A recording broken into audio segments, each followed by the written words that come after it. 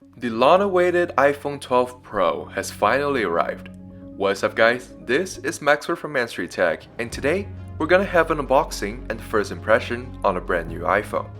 Want to see what it's like? Keep watching the video and we'll find out together.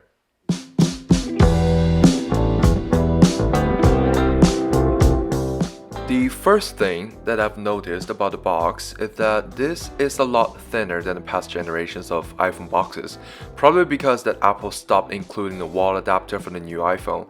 And as you can see, this is the Pacific blue color and it is the 128GB model. What are we waiting for? Let's unbox it. Wow, the iPhone 12 Pro, look at it, it's just laying flat on the top of the box. Look at this amazing color, Pacific blue. This is my favorite iPhone color so far, and here you can see the 3 cameras and the LiDAR scanner. Overall design of the back kept the same as the iPhone 11 Pro.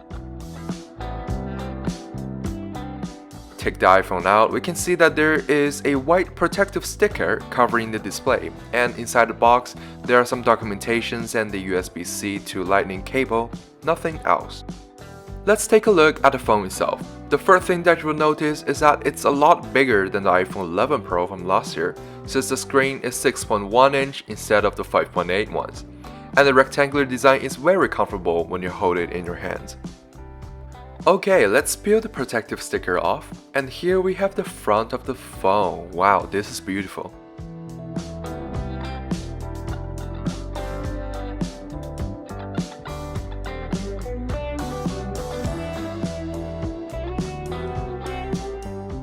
Pressing down the power button. Oh, and another thing I did notice is that the new location of the SIM card tray. Now it is on the bottom left side of the phone instead of the right side on the previous generations. After the phone powered on, we can go through the setup and the iPhone will be ready to use.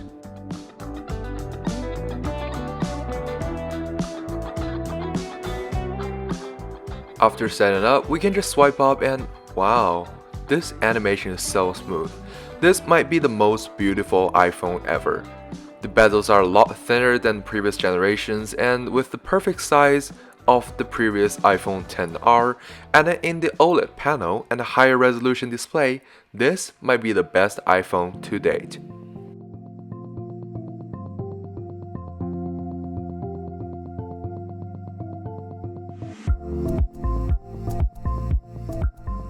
All other features are mostly the same as the iPhone 11 Pro. You still get a main camera, 2x optical zoom camera, and an ultra-wide camera. It is running the latest iOS 14, so you get the new app library, the widgets, and so on. I also feel like iOS 14 is the best iOS version ever, because it added in a lot of new features and a lot of playable things to the iPhone. The iPhone 12 Pro is not the only thing from Apple I got today. I also got this, the MagSafe silicone case for the iPhone 12 Pro. Let's put it on.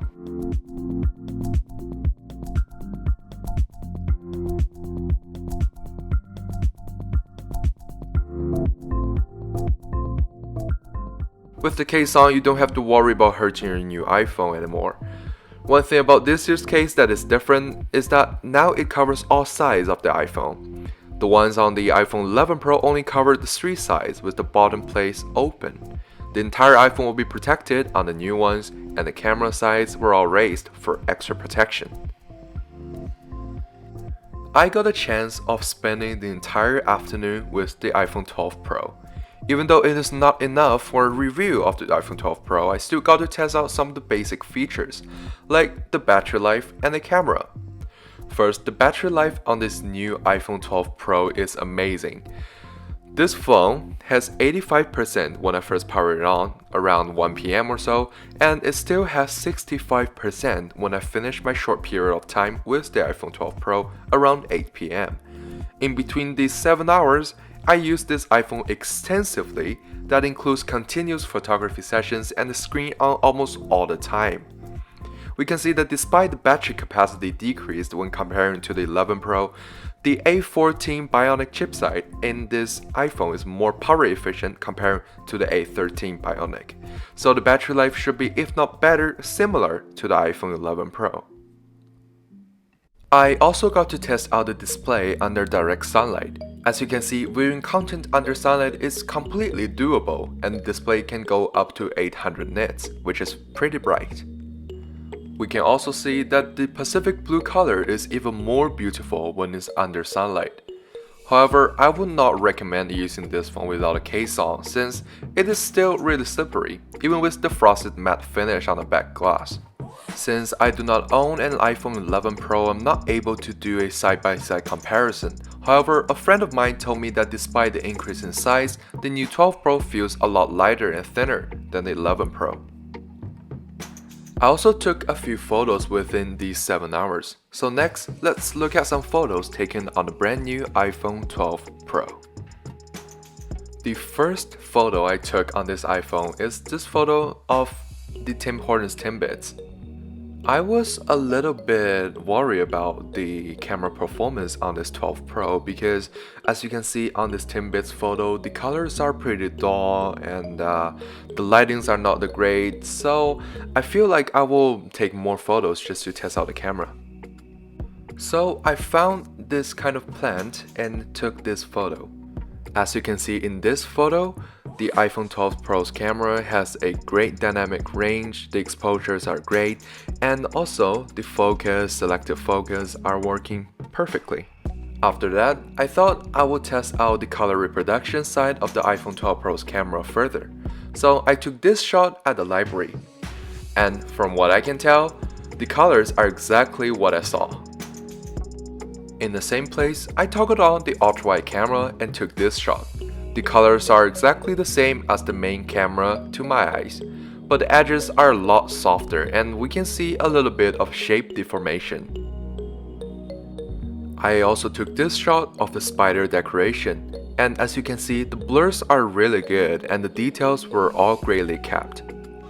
After that, I decided to go outside. I took this photo with the ultra-wide camera, and the dynamic range of this camera is amazing. However, the same problem of losing details on the sides, fuzzy edges, and shape deformations continued. After that, I thought I will also compare the camera of the iPhone 12 Pro with the other phone that I am currently using, which is the Samsung Galaxy Fold. This first shot is taken on the iPhone 12 Pro, and the second one is taken on the Galaxy Fold. Which one do you like the best?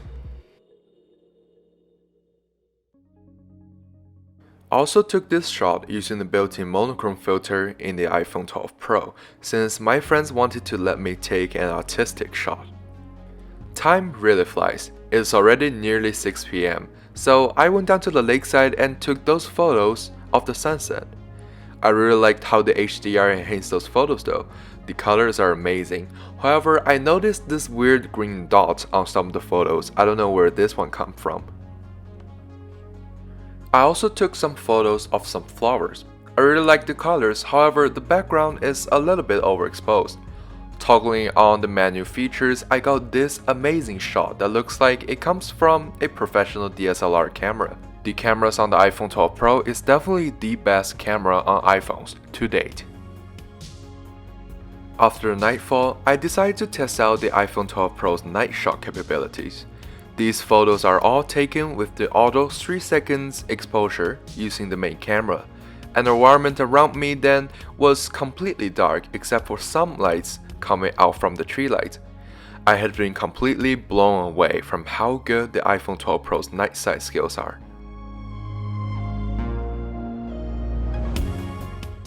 Just as I was enjoying the night shots I got from the iPhone 12 Pro, my alarm rang. It's already 8 PM, which means that I will need to end my today's review period here. It has been a great 7 hours with the iPhone 12 Pro, and I will definitely miss it. Maybe I will consider buying one myself too. But the question is, will you buy one? This is the end of today's video, and please leave a comment down below about what do you think about the iPhone 12 Pro. If you like this video, please hit that thumbs up button, and if you didn't like it, the other button works too. If you want to see more content like this, definitely consider subscribing to my channel. Again, this is Maxwell from N3 Tech, and I'll see you in the next video. Peace.